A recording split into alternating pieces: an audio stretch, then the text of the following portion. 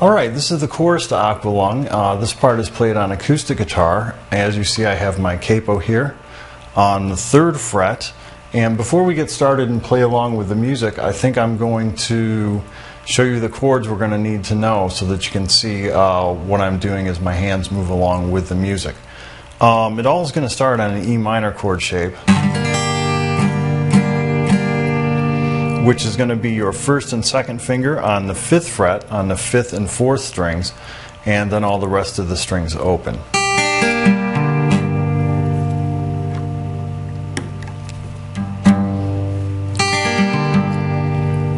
Next up we have a D shape, which is your 1st finger on 2nd fret of 3rd string, 2nd finger on 2nd fret of 1st string, and 3rd finger kind of weaseling its way in between them to 3rd fret of 2nd string. And for this one we're just going to strum 4 strings. After that we have A,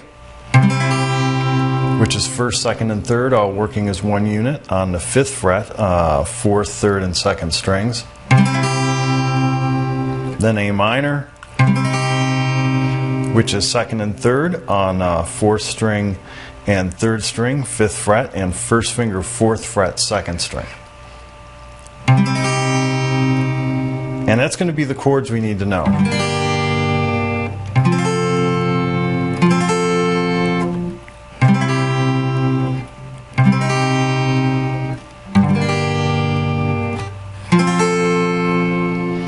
Now, in addition to those chords, there's some embellishments, stuff like that, and they are variations on the chords that we just learned.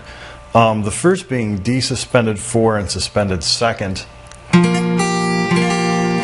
To create that one, you just take your 1st and 2nd fingers off the D chord, still strumming 4 strings. And if you go back and forth, you get that kind of a sound. It should sound familiar if you've listened closely to the song. And D suspended 4, here we have an octave note to this note. We have open here, octave. And what we're doing here is we're just kind of tucking our pinky under on the 1st string, 6th fret, and adding it to the D chord. And what he does for a lot of them, it looks like this. Now for the A chord, we're going to play an A suspended 2nd. We create that by merely removing our 3rd finger from the 2nd string. A minor, we're going to remove our 1st finger. Also an A suspended 2nd, just a different voicing.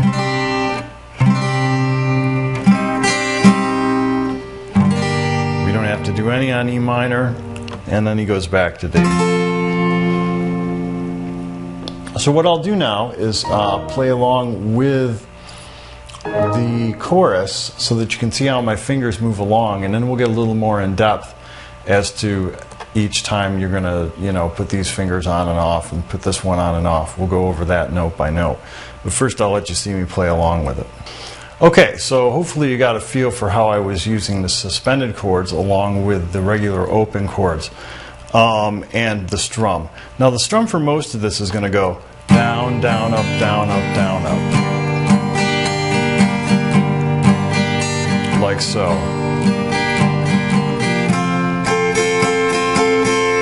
And what we're going to do is add the embellishments into that. So we start with an E minor, D,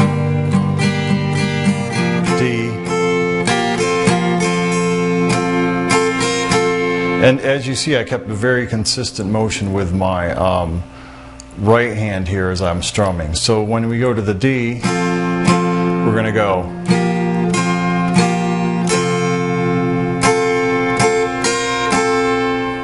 and that was D.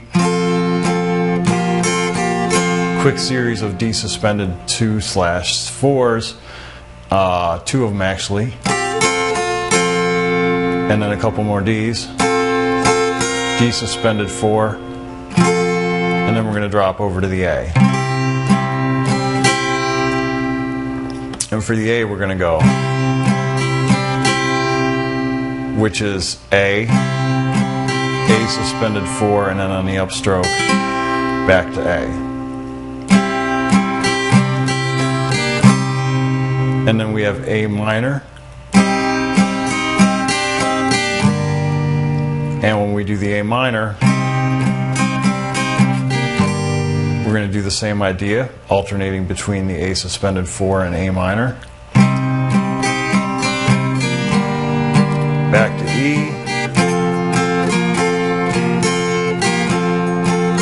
And then back to our D suspended 4, our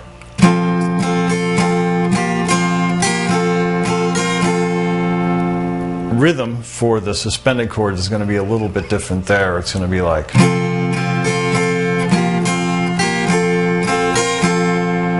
as opposed to the first one, which was a little bit different.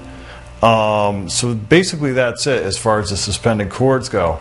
You want to listen really closely to the recording to catch this one and get how the suspensions work along with the regular chords.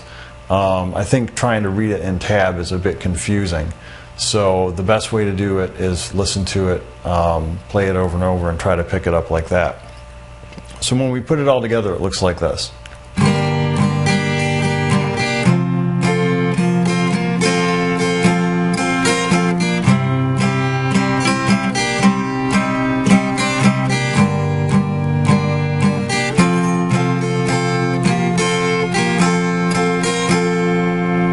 And you notice there was one section in there where he hangs on the D chord. When he does that, he just uses this little figure twice.